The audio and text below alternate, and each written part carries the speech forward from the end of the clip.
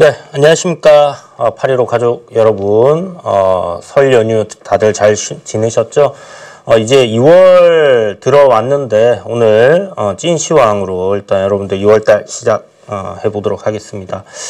자, 일요일 찐시황 많이 기다리셨습니까? 일단 미증시 금요일날 거부터 해서 한 주 정도 우리 보고요. 사실 뭐 국장은 지난주 연휴였기 때문에 뭐 내용들이 별반 없는 것 같아요. 그냥 미국 증시에서 있었던 그 이슈들 그대로 국내 증시에 좀 반영을 하는 그런 모습이었고요. 1월 말이다 보니까 어떤 그 포트폴리오에 변화가 조금 있었나 하는 그런 흐름들이 보여졌습니다. 그래서 이슈들부터 해서 전체적인 시장 흐름 한번 짚고 가도록 할게요. 보시는 것처럼 금요일에 일단 뭐 좋지 않았습니다. 다우 지수 뭐 0.75% 정도 하락이 나왔고요. 나스닥이 0.28, S&P 0.5%, 러셀이 좀 많이 빠졌죠. 0.8로 이렇게 이제 마무리가 되었는데, 전반적으로 뭐 대부분의 섹터 11개 중에 이제 9개 정도 하락이 나와줬고, 빅테크들의 기업들, 빅테크에서의 이제 보면 뭐 구글이라든지 메타, 그 다음에 아마존, 테슬라 이런 것들은 그나마 좀 괜찮은 흐름을 보여줬는데, 엔비디아가 역시나 계속 안 좋은 그런 그림을 보여줬습니다. 일단 엔비디아가 지금 어떤 박스권 하단에 이제 좀 갇혀있는 200일선은 지켜내는 그런 모습인데, 다음날 이제 급락 딥시크 이슈 이후에 급락 나오고 200일선 그 다음날에 회복을 또 해주고 또 조정이 나오고 또 그 안에서의 지금 이런 그 박스권에 수렴을 하는 형태의 모습인데, 여기에서 이제 방향을 위로 잡아주면 다행인데 그러지 못하다 하면 조정을 조금 길게 시간을 좀 길게 받아갈 수도 있겠다라는 생각을 하고 있어요. 일단 딥시크 관련된 이슈는 뭐 그렇게 길게 갈 건 아니다라고 생각을 하고 있고요. 엔비디아 관련된 칩 결국은 뭐 딥시크가 뭐 H800을 썼냐 H100을 썼냐 다 엔비디아 칩입니다. 그죠? 그래서 그냥 하나의 노이즈 이렇게 좀 보는 게 맞을 것 같아요. 어찌됐든 뭐 시장 전체적으로 좀 좋지 않은 흐름을 보였는데 그 이유에 대해서 살펴보니까 요 일단 괜찮은 흐름 견조하게 이렇게 가다가 보시면 러셀도 그렇고 뭐 한 1시까지 12시까지 뭐 이렇게 해서 견조하게 좀 움직이다가 이제 관세 이슈가 뭐 3월로 연장이 될 거다. 관세 부과하는 게 3월로 연장이 될 거다 이랬는데 뭐 거기에 대해서 반박하면서 주말 내에 관세 부과하는 이슈가 될 겁니다 라는 얘기가 백악관에서 나왔죠. 그러면서부터 이제 증시가 쫙 밀리는 형태의 모습을 보여줬습니다. 그래서 이게 뭐냐면 결국은 관세에 대해서 요구 부과하게 됐을 때 이제 어떤 파장을 미칠 것인가 하는 그런 불확실성이 있는 겁니다. 불확실성. 증시가 가장 싫어하는 게 불확실성이죠. 그래서 지금 매크로 지표들을 봐서는 딱히 뭔가 문제가 없어 보이고 괜찮고 한데 이것도 어떻게 보면 이제 정치적인 불확실성 중에 하나가 될 수 있을 거예요. 왜냐하면 대통령이라는 리더가 어떤 정책을 내느냐에 따라서 행정명령을 내느냐에 따라서 이런 결과가 어떻게 일어날지, 이게 물가에 얼마나 영향을 미치게 될지, 또 다른 나라들은 보복 관세를 통해서 뭐 어떤 결과들이 일어날지에 대한 부분들에 대한 퀘스천 마크가 붙어 있잖아요. 그렇기 때문에 이게 이제 또 중국 경기에 미치는 영향이라든지 이머징 마켓에 미친 영향, 그러니까 돌을 하나 탁 던지면 거기서 이제 파장이 이렇게 일어난다, 그죠? 이 파장이 어떤 영향들을 미치게 될 것인가 하는 부분에 대한 불확실성이 여전히 있다라고 보면 될 것 같고, 그런 부분에서의 조정이 나왔다라고 보시면 돼요.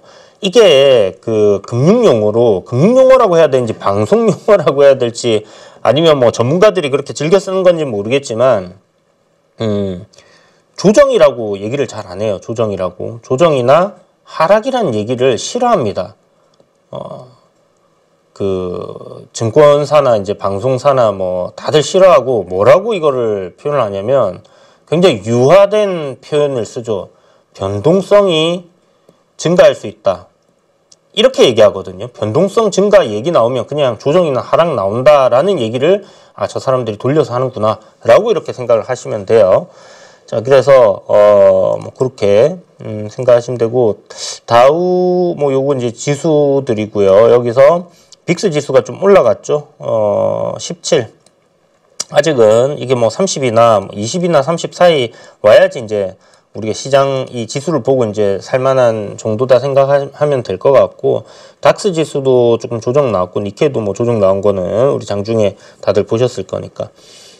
금값이 한번 또 치고 올랐다가 마지막에 0.36 이렇게 조금씩 조정을 좀 받았습니다. 그래서 여기 뭐 코모딧 여기 그 상품 지수 뭐 그렇게 선물로 보시면 되고, 은이나 뭐 내추럴 가스 그다음에 원유 이런 것들 다 조금씩 조정을 받았습니다.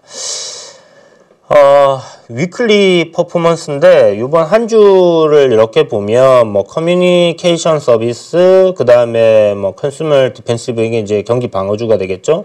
헬스케어 그다음에 뭐 금융 이런 것들은 이제 좀 강세 보인 반면에 여기 테크놀로지가 이게 진짜 딱 보면 거의 모든 게 강세였는데 한 달로 보면 거의 모든 게 강세였는데 테크놀로지만 마이너스 들어갔다 그죠? 이게 거의 마지막 주에 일어난 일이기 때문에 뭐 그렇다라고 보시면 될 것 같고요.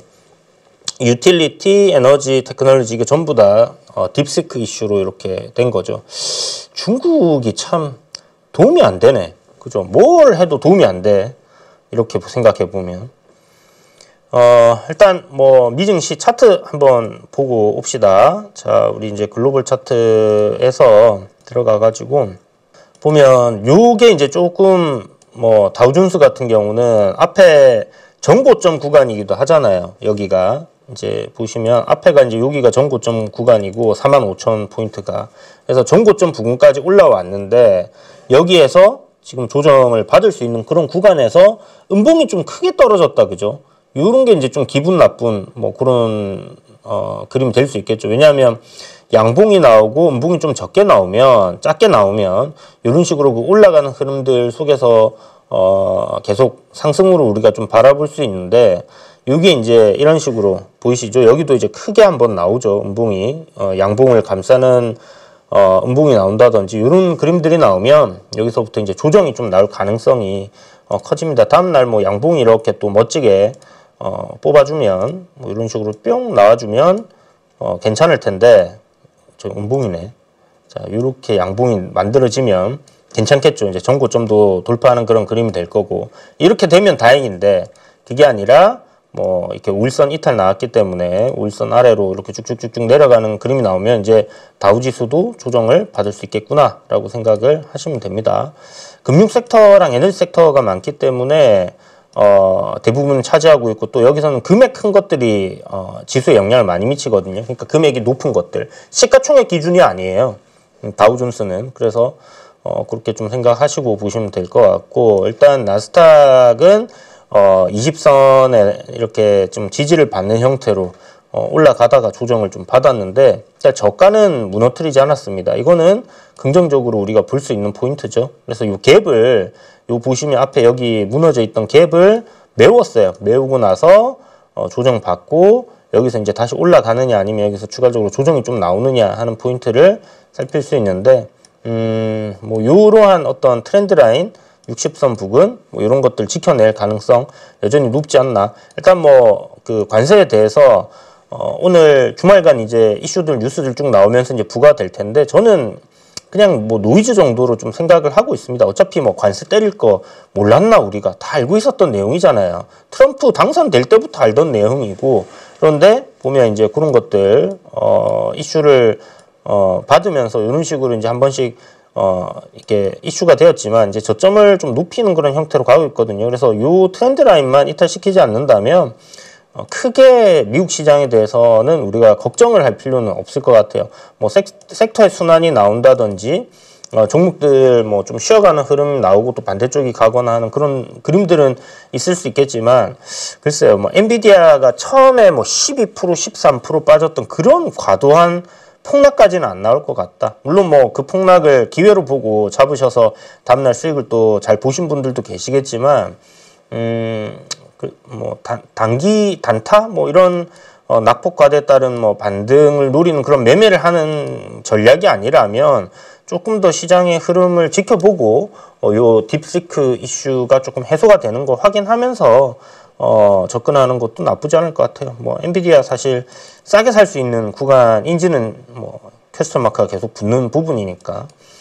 자, 뭐 S&P 500도 마찬가지로 요 지금 우일선 이탈이 나왔는데 요날 보시면 저가는 지지를 해주는 모습이고 음봉을 좀 이렇게 양봉을 감싸는 음봉이 이렇게 나와줬죠.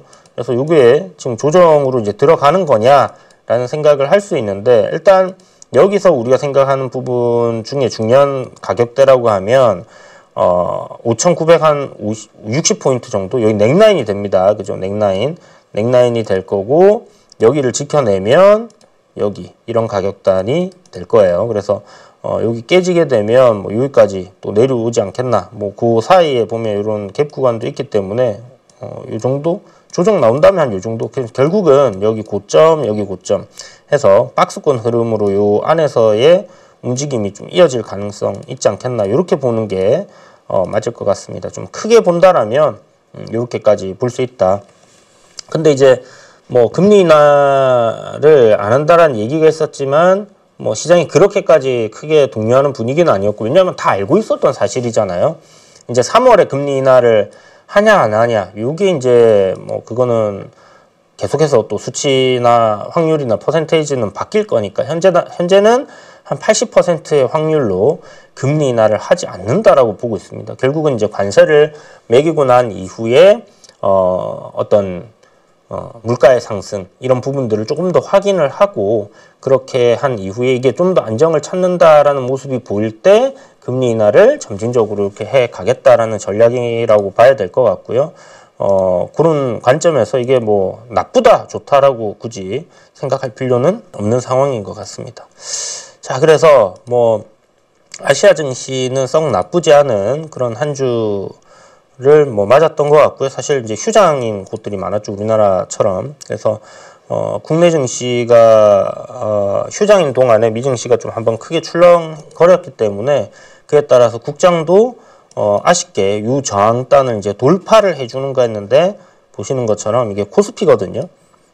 추세대 저항을 딱 지금 돌파를 못하는 그런 뭐 형태죠. 그래서 이 저항 자리를 뚫어내주는 그림이 저는 이제 다음 주나 뭐 한두 주 안에 올 것 같아요. 이렇게 봤을 때는 월봉상 보게 되면 이제 반등하는 그런 위치에 놓여 있고, 주봉에서도 일단 방향은 트렌드를 지금 확실히 좀 돌려놨다라고 생각할 수 있는 그런 모습들이 지금 잡히고 있죠. 그죠? 이제 이 주봉의 트렌드는 벗겨내고 위로 방향이 잡혀 있는 거잖아요. 그죠?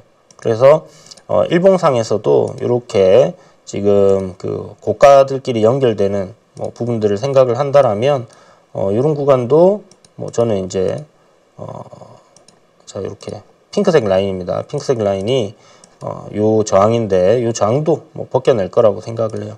결국 이제 뭐 이렇게 트렌드는 일단 벗겨냈다.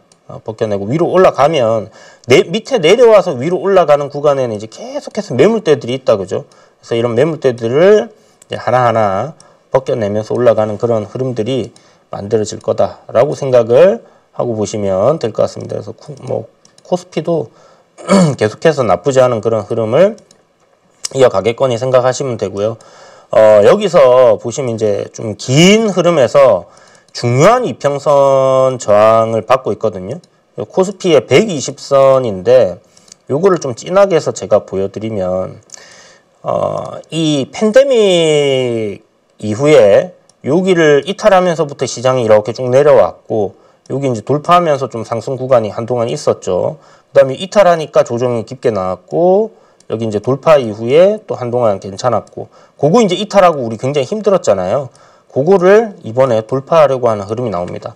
자, 한동안 괜찮았다라고 이야기 드렸던 게 보면 대략 한 6개월 정도 막 이런 식으로 5개월, 6개월 이렇게 좋았단 말이죠. 그래서 제가 올해 2025년도는 양봉의 해다라는 이야기를 드렸는데, 뭐 또 상반기만 좋고 하반기는 안 좋을 수도 있겠지만, 어찌됐든 이런 이제 중요한 이평선을 돌파를 하는 그런 위치까지 국내 증시가 와 있다라는 거고요. 뚫어내게 되면 강세장 계속 이어진다. 이렇게 시장에 대해서는 긍정적으로 해석을 계속 하고 있다라는 이야기를 드리면서 다시 돌아와서 얘기를 좀 드려보면, 이거 이제 아까 전에 좀 이야기를 드렸던 관세 이야기인데, 3월 1일로 뭐 연장된 거 아니냐 했는데, 지금 미국에서 캐나다, 멕시코, 중국에 부과되는 거는 무슨 소리? 2월 1일 날부터 부과한다라는 얘기가 나오면서 시장이 빠졌거든요. 일단 캐나다, 멕시코는 25%입니다. 25%. 그 다음에 중국은 10% 부과. 이 캐나다랑 멕시코를 더 많이 때리네요. 그죠? 아무래도 중국은 기존에 뭐 관세를 많이 올려놓은 게 있기 때문에 여기서 올릴 수 있는 폭이 좀 제한적이지 않나라는 생각이 들고, 중국이 이제 캐나다나 멕시코에다가 특히나 멕시코에다가 공장 지어가지고 우회로 이렇게 미국으로 수출하는 그런 부분들이 크죠. 그거를 이제 차단을 하겠다라는 부분이고, 추가 인상 가능성도 지금 열어놨습니다. 그래서 이거 25% 때렸는데, 예를 들어서 야, 그러면 미국산 우리나라 들어오는 것도 우리 관세 매길게. 딱 이렇게 되면 어떻게 되겠어요? 트럼프 성격상 그냥 반발하면 더 때리죠. 그래, 25% 더, 50% 이렇게 될 수도 있다라는 겁니다. 이건 이제 열려 있는 거다. 우리 더 때릴 수도 있다. 이렇게 지금 얘기를 한 거거든요. 반도체랑 오일, 천연가스, 뭐 철강, 알루미늄, 구리, 뭐 이런 데 다 관세를 부과를 하겠다라고 얘기를 했고요. 비철금속, 그러니까 이제 여기 알루미늄이나 구리 이런 거 되겠죠. 이런 거는 이달 혹은 다음 달 안에 3월까지 부과를 진행할 거다라는 얘기를 했습니다. 그래서 이제 계속해서 관세, 이 미국으로 수입이 수출이 되는 그런 물건들에 대해서 계속해서 관세를 이제 때리겠다라는 얘기고, 캐나다산 원유는 10%로 이 관세를 낮출 가능성이 있다라고 얘기를 했어요. 그러니까 에너지 쪽에 대해서는 지금 미국이 크라이시스 뭐 이러면서 뭐 에너지 위기, 뭐 에너지 비상 사태 이런 거 선포를 해놓은 상황이잖아요. 그런데 뭐 이런 것들 관세를 막 더 높이고 하기가 그러니까, 미국이 이제 이렇게 있으면 요 북쪽에서는 이게 캐나다산 파이프라인으로 이렇게 원유라든지 가스 이런 것들을 쓰거든요. 그래서 그런 거에 대한 부분들 낮출 가능성이 얘기가 됐고, 요게 이제 조금 저는 관심이 가는 포인트인데, 푸틴이랑 이제 대화가 예정이 되어 있습니다. 그러면 뭐예요? 이건 우리 재건, 그죠? 전쟁 종전, 뭐 재건 이런 것들이 될 수 있으니까, 이제 요거 다음 주는 재건주들이 조금 움직임들이 괜찮지 않겠나라는 생각이 들어요. 근데 이거 신규 상장한 뭐 전진 로봇이라든지 이런 거는 유통 물량이 지금 튀어나올 수 있거든요. 6개월 차였나? 3개월 차였나? 아무튼 그게 거의 한 뭐 20% 정도 되는 것 같았는데, 제가 좀 이따가 차트 보면서 한번 또 확인해 드릴게요. 자, 그리고 EU한테도 야, 니네 무조건 관세 매길 거야 라고 얘기를 했단 말이에요. 그래서 그런 부분에 있어서 지금 이제 관세에 대한 이슈들이 계속 나오고 있다 보시면 되고, 전진건설 로봇이 여기 적어놨네요. 약 7% 정도 됩니다. 7%인데 이게 이제 83만 주 하고 90만 주, 거의 100만 주 가량이 나올 수 있네요. 그러니까 이제 전체 얘는 주식 수가 1,400, 1,500만 주 정도 되는데, 1,000만, 10만, 100만 주니까 전체 한 7%, 약 7에서 8% 정도니까 적은 물량은 아니에요. 그죠? 적은 물량은 아닌 그런 숫자가 거래량이 튀어나올 수 있다. 근데 뭐 100만 주면 일단 주가에 영향을 미치겠네. 하루에 좀 거래가 터졌다 싶을 때 이제 100만 주 넘게 나오는데, 그 정도 나온다 하면 일단 영향 나올 수 있으니까 그런 거는 조금 감안을 하시고 보셔야 될 것 같습니다. 자, 그래서 일단 미국 증시는 뭐 요런 게 있었고, 차트나 금요일날 뭐 조정 나온 부분에 대한 거, 이제 키워드가 관세입니다. 관세, 그죠?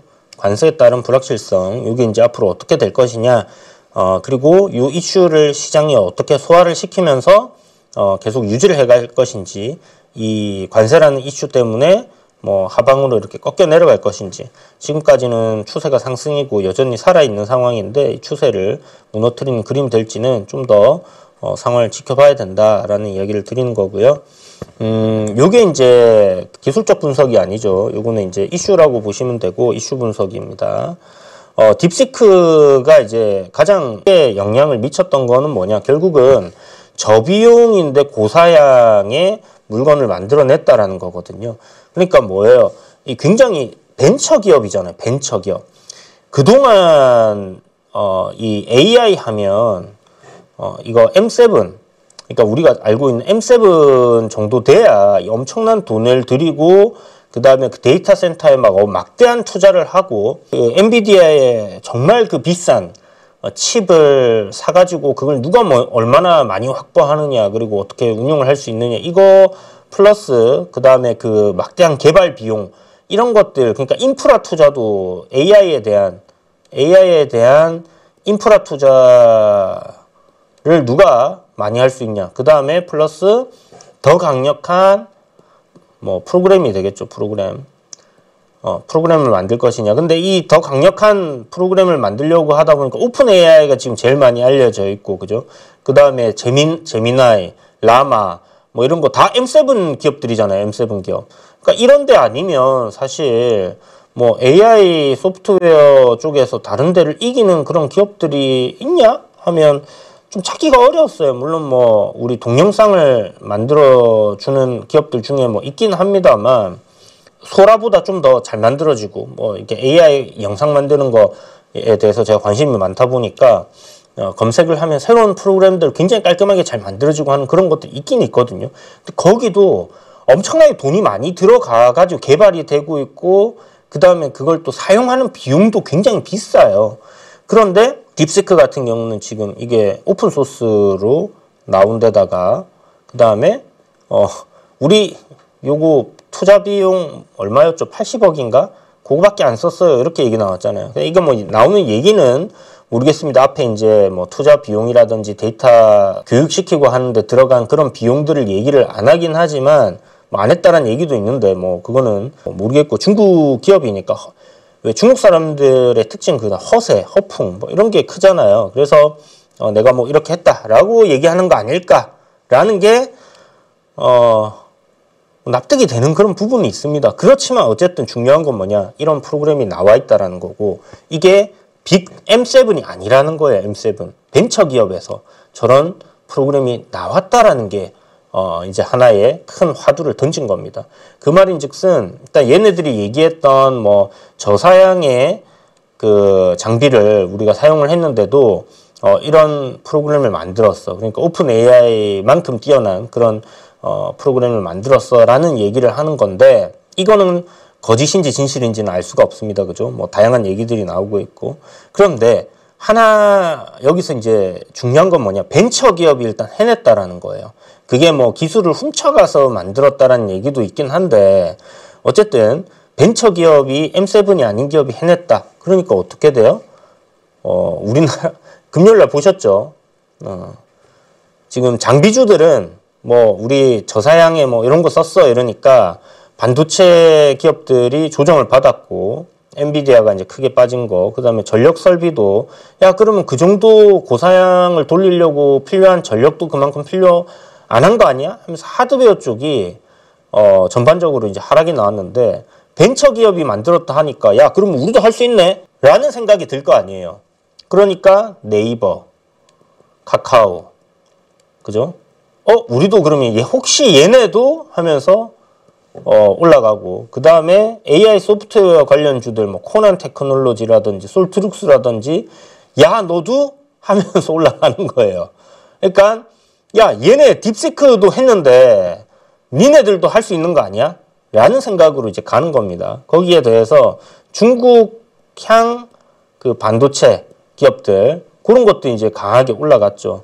그래서 그동안에 이제 시장에서 M7들이 이제 막 하고 있는 그런 그 거대 뭐 언어 모델 뭐 이런 AI에 시장이 막 집중하고 있다가, 아니 벤처기업이 했다고? 그러니까 벤처기업들이 하고 있는 그 AI 소프트웨어에 관심이 한번 더 가는 그런 모습을 보여준 거죠.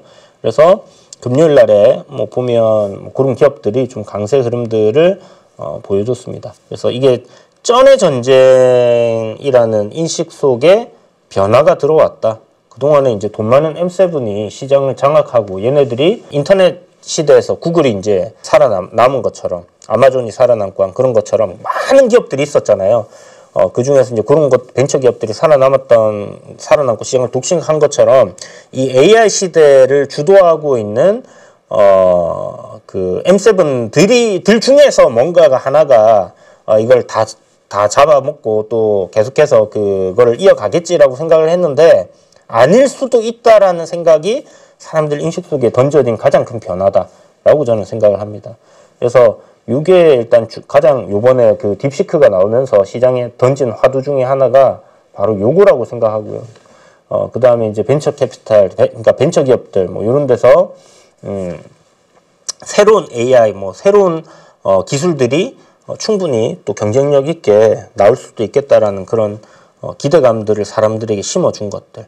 바로 그게 하나의 포인트였어요. 그래서 딥시크 관련주라고 생각을 하셔도 되는데 어쨌든 요런 게 다음 주에도 저는 움직임들이 조금 더 이어질 가능성 높지 않겠나. 요게 중요한 포인트인 겁니다. 뭐 어찌됐든 간에 이건 지나간 일이고 다음이 그래서 어떻게 될 건데 라는 거잖아요. 그래서 요 이야기를 드리는 거예요. 쩐의 변화 속에서의 인식. 우리나라의 AI 소프트웨어 기업들도 혹시나 하는 그런 기대감들이 지금 더 생긴 거기 때문에 큰 시장의 AI 트렌드는 변화가 없다라고 생각해요. 트렌드는 여전히 지속될 거다라고 생각을 하고 있고요. 하드웨어 쪽은 단기간에 지금 이 이슈로 약세를 받았지만 시간이 지나면 점진적인 회복을 볼 가능성이 저는 높다 생각해요. 왜냐하면 엔비디아 칩 아니면 뭘 쏠 건데 AMD 칩으로 만들었다는 얘기가 아니잖아요. 지금 딥시크가 엔비디아 저사양 칩으로 만들었다는 거잖아요. 그러면 저사양 칩에 대한 수요도 늘어날 수 있을 것이고 뭐 그거 이제 단종 뭐 우리 더 이상 이제 저사양 칩 안 만들어 이러면 어떻게 돼요? 뭐 그 다음 거 써야 되는 거예요. 새로운 것도 나오고 나면 지금 팔고 있는 거는 좀 가격 떨어질 거 아닙니까? 그거 써라 이렇게 될 거 아니에요. 그럼 지금 어쨌든 이게 저기 다른 데서 만든 반도체를 쓰는 게 아니라 엔비디아 거 여전히 쓰고 있다. 그죠? 그 다음에 뭐 이 딥시크 얘기가 그냥 우리 일반적으로 사용하고 있는 그래픽 카드에 있는 GPU를 써서 만들었다. 이거는 아니라는 거죠. 그래서 저사양으로도 개발은 가능하지만 일단 사람들이 많은 사람들이 이 프로그램을 쓰기 위해서는 어떻게 돼요? 인프라 투자는 들어가야 된다는 겁니다. 지금 여러분들 혹시 챗GPT 쓰시는 분 있으세요? 챗GPT를 쓰면 대화가 됩니다. 그죠? 대화. 눌러놓고 대화가 되는데 저는 이제 뭐 궁금한 것들 챗GPT한테 많이 운전을 하고 가면서 이제 졸음도 방지할 겸 많이 물어보는데요. 특히 이제 뭐 코딩 관련해가지고 의문점 생기거나 아니면 제가 그냥 생각나는 의문점 있을 때마다 챗GPT한테 그냥 바로바로 물어봐요. 왜? 운전하고 있으면 검색이 안 되니까. 그런데 얘가 한 30분에서 한 40분쯤 쓰잖아요. 3, 40분쯤 쓰잖아요. 그러면 더 이상 대화가 안 됩니다. 그렇게 이제 차단을 하거든요. 트래픽이 너무 많이 증가하니까. 그래서 기존에 이게 지금 한 몇 달 전이죠. 몇 달 전에 처음 음성으로 대화가 가능한 거 나왔을 때는 10분 정도 쓰면 차단이 됐었어요. 근데 이렇게 늘어났다는 건 뭐예요? 장비가 더 좋아졌다는 거죠. 그 트래픽을 소화할 수 있을 만큼 기술력이 더 좋아졌거나 아니면 기존 대비 뭐 AI 서버를 확충을 했거나 둘 중에 하나일 텐데 뭐 둘 다가 일어났을 수도 있고요. 어쨌든 이거 하루 종일 뭐 얘랑 대화 못 한다 그죠? 그 이유는 인프라가 아직도 부족하다라는 겁니다. 여러분 인터넷 검색하는데 구글 들어가 가지고 하루에 10분만 쓸 수 있다. 이러면 구글을 여러분 쓰겠어요? 아니면 경쟁업체 거 쓰겠어요? 생각을 해보시면 당연히 경쟁업체 거를 쓰죠. 경쟁업체는 하루 종일 24시간 365일 언제든지 네 마음대로 쓸 수 있어. 그래서 뭐 24시간 검색을 계속 하는 사람들은 없겠지만 그래도 내가 언제든지 쓰고 싶을 때 쓰는데 하루에 뭐 2시간이 됐든 4시간이 됐든 10시간이 됐든 쓸 수 있어. 근데 이거는 10분밖에 못 써. 그러면 여러분 어떤 거 쓰겠습니까? 10분밖에 못 쓰는 것보다 더 길게 쓸 수 있는 걸 쓰겠죠. 그래서 이러한 어떤 그 전쟁 구도, 그러니까 예를 들어서 저는 챗GPT 쓰다가 이거 이제 오늘 더 이상 못 쓰게 된다. 그러면 제미나이 쓰고, 제미나이 쓰다가 이거 더 못 쓰게 된다. 그러면 뭐 다른 AI 많잖아요. 그런 것들 쓰고, 이제 딥시크 나왔으니까 또 딥시크 쓰고 이렇게 될 거 아닙니까? 그렇게 되면 어떻게 돼요? 안 되겠죠. 뭐 자기네들이 독식을 하기 위해서는 좀 더 완벽하고 좀 더 사람들이 쉽게 쓸 수 있고 좀 더 사람들이 계속해서 지속 가능하게 쓸 수 있는 것들, 그런 걸 만들어낼 거라고 생각을 하면 M7 더하기 벤처기업들, 이 누가 이제 왕이 될지 모릅니다. 왕의 자리를 노리고 무한 경쟁, 이 레이스, 이 AI의 레이스가 더 격화되고 있다라는 거는 팩트인 것 같습니다. 근데 그전에는 M7만이 유일한 대안이지 않겠나 하는 거에서 벤처까지 이제 그렇게 된 거고, 요게 이제 기업 간의 레이스였는데, 국가 대항전으로 바뀌는 그런 모습이에요. 이게 딥시크가 만약에 유럽 기업이었다 하면 문제가 달랐을 것 같은데, 어딥니까? 중국이잖아요, 중국. 중국 AI 업체인데, 지금 AI를 누가, 글로벌적인 어떤 패권을 잡아가느냐 하는 데서 중국이 잡아가면 안 된다라는 인식이 서구권에서는 굉장히 강하게 있단 말이에요. 그러면 어떻게 하겠습니까? 틱톡이 급부상하니까 미국에서 금지법 뭐 이런 거 금지시켜버리죠. 다른 나라들도 지금 뭐 금지를 시키니 많이 뭐 이런 얘기들이 있습니다. 유럽의 이탈리아는 이미 사용을 금지시켰어요. 딥시크. 그리고 뭐 다른 데서도 지금 사용 제한에 대해서 검토를 하고 있습니다. 그러면 계속해서 저거는 쓸 수가 없다라고 생각을 하면 되고, 뭐 모르죠. 일단 신규로 접속하는 사람들에 대한 부분을 차단을 일단 시켰잖아요. 이게 공격이 들어와서 그렇다라는 얘기를 하는데, 저는 이거는 공격이 들어와서는 아니라고 생각을 해요. 그냥 딥시크가 이슈가 되니까 많은 사람들이 다운을 받고, 갑자기 처음에 이제 얼마 안 되는 사람들이 쓰다가 전 세계적으로 관심을 확 받았어요. 그래서 다운로드하고 많은 사람들이 쓰면 어떻게 돼요? 트래픽이 걸리잖아요.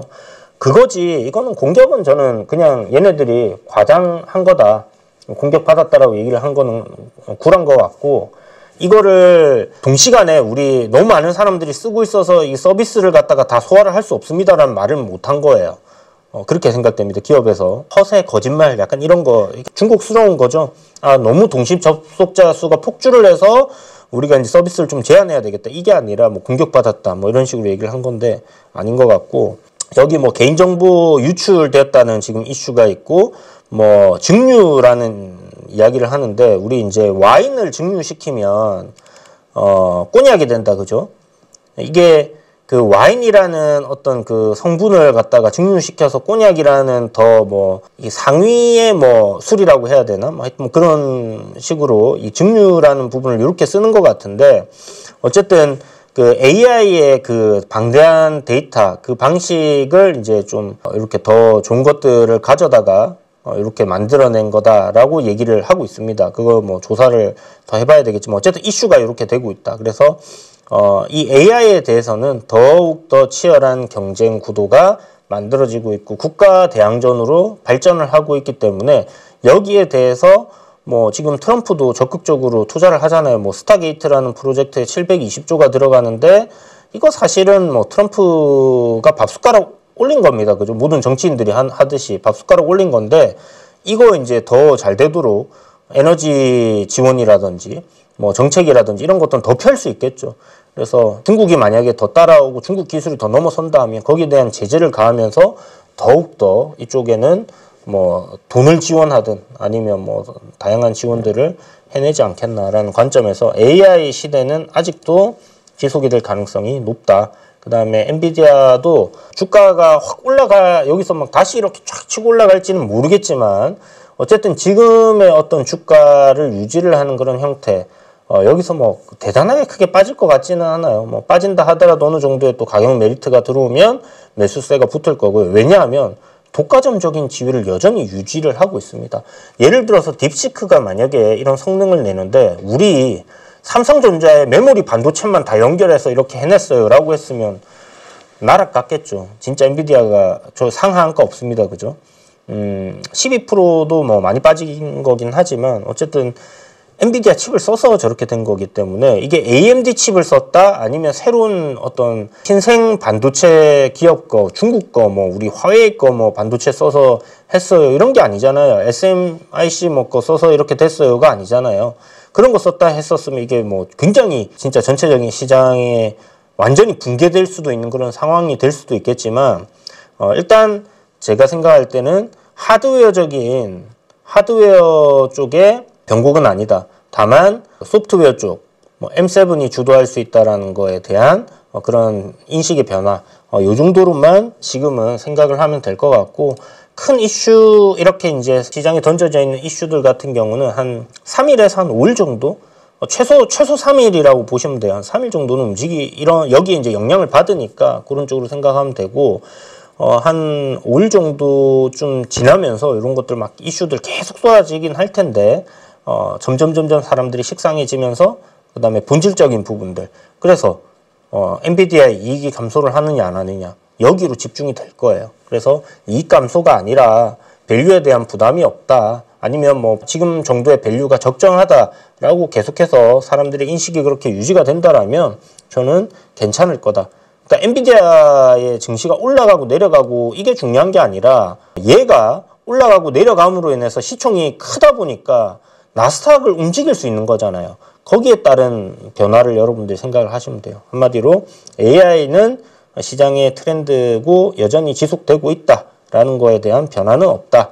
거기에 따른 어떤 수혜주들, 그것들 우리나라 이제 소프트웨어나 이런 것들 뭐 한 며칠 더 잘 갈 수 있으니까 잘 지켜보고 거기서 우리가 먹을 걸 찾으면 되는 거거든요. 그 다음에 반도체 쪽이나 뭐 전력 설비나 여기죠, 여기. 이게 지난주에 올려드렸던 섹터입니다. 지난주에 찐시황에서 이야기 드렸던 섹터. 요 섹터들이 강할 거다. 지금 여전히 여기는 강해요. 그죠? 특히나 뭐 조선, 그 다음에 헬스케어 여기는 이제 잘 지켜냈고, 원전이나 방산이 조금 약해졌어요. 그죠?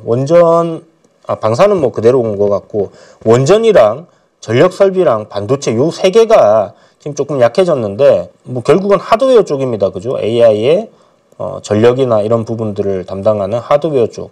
근데 여기가 조정 나오면 기회로 생각을 하고 접근을 하면 된다라고 생각을 하는 거고요. 유리기판 뭐 개파락했다가 다 메웠고, 로봇 섹터는 계속 지속됩니다. 딥시크가 뭐야? 하면서 로봇은 AI가 로봇에 장착될 수 있다라는 그런 부분들과 함께 지금 글로벌적인 저출산 문제 해결, 그 다음에 뭐 위험한 일들 할 수 있는 거 로봇, 뭐 생활의 편리성, 뭐 미래에 대한 기술, 뭐 이런 거죠. 그래서 로봇은 계속해서 잘 가고 있고, 레인보우 로보틱스 신고가 흐름인데 신고가 돌파하더니 어제 하루 만에 그 큰 종목이 21% 올랐습니다. 제가 삼성 레인보우 로보틱스인데 시총이 4조 5천억이면 뭐 이게 삼성 입장에서는 좀 쪽팔리는, 뭐 속된 말로 쪽팔린다라고 생각할 수 있는 그 정도의 시총 아니냐라는 얘기를 드렸잖아요. 그죠? 계속 올라가고 있습니다. 추세 상승이기 때문에 매매 관점으로는 계속 해볼만 하다라는 부분이고요. 사놓고 그냥 뭐 물렸는데 이러고 있으면 또 뭐 어떻게 될지 모르는 거죠. 그래서 매매 관점은 자기가 그 기준을 정확하게 잘 잡고 공략하면 되고, 뭐 레인보우 로보틱스가 일단 중심 잡아주고 있으니까 나머지 뭐 로봇 관련주들 내에서의 또 매매 포인트들 잘 잡으셔서 보시면 좋다라는 얘기를 드렸었고, 아침에 요 종목들은 제가 이야기 드리고 있죠. 뭐 삼현이라든지 좀 아래에서 올라가는 것들, 큰 트렌드이기 때문에 굳이 꼭 대장을 안 하더라도 먹을 구간들이 충분히 있어요. 삼현 같은 거 이야기 드리고 지금 많이 올랐고, 대동기업 뭐 요거는 아직 조금 뭐 별로 안 움직였습니다. 그죠? 전고점 돌파나 이런 차트적인 기술적 위치가 괜찮은 것들은 우리가 계속해서 공략을 해볼만 하지 않나 라는 생각이 듭니다. 그래서 그런 것들 위주로 뭐 섹터 내에서 돌아가면서 움직이는 거니까, 또 조선이 금요일날 쉬었으면 뭐 2월달 들어서 또 상승하는 흐름이 나올 수도 있고요. 섹터 요 안에서 계속해서 돌아가면서 움직임이 나오는 거는 변하지 않을 것 같습니다. 그래서 새로운 섹터, 새로운 이슈나 이런 것들이 등장하기 전에는 기존에 있는 것들을 어디서 공략할 것인가, 추세가 상승인 종목들 내에서 어떤 포인트를 잡아서 우리가 공략할 것인가, 여기에 좀 집중을 하면서 보시면 좋을 것 같습니다. 자, 그럼 여러분들 오늘은 제가 공부방 차트를 가지고 여러분들께 또 이야기 드릴 거니까 거기서 뵙도록 하겠습니다. 자, 오늘도 시청해주신 여러분들 감사합니다. 여러분 지금 계좌 안녕하십니까? 언제까지 물린 종목들 바라만 보실 거예요. 사실 투자라는 게 간단합니다. 올라갈 종목 잘 찾아서 매수할 자리, 매도할 자리만 여러분들이 명확하게 알고 있으면 주식 정말 쉬워집니다. 지금 보유 종목을 잘라야 할지 끌고 가야 될지 고민인 분들 많으시죠? 저도 7번 깡통을 차본 사람으로서 여러분들의 고민이 어떤 건지 다 알고 있습니다. 그래서 제가 여러 번 실패를 겪으면서 일어서게 해줬던 기법들에 대해서 명확하게 알려드리도록 하겠습니다. 2025년 양봉 나온다라고 이야기 드렸는데 분명 좋은 장이 올 거니까 이 기회를 살리시면 좋겠습니다. 딱 8주만 집중하셔가지고 평생 써먹을 수 있는 돈 버는 기법 다 배워가실 수 있도록 만들어 드리겠습니다. 제가 쓰는 실전 기법을 총 8번의 VOD 강의와 16번의 라이브 강의로 모두 담았습니다. 직접 올라갈 종목 찾으실 수 있도록 그 방법을 제가 알려드리겠습니다. 여러분 2025년 저와 함께 돈 벌어보시죠.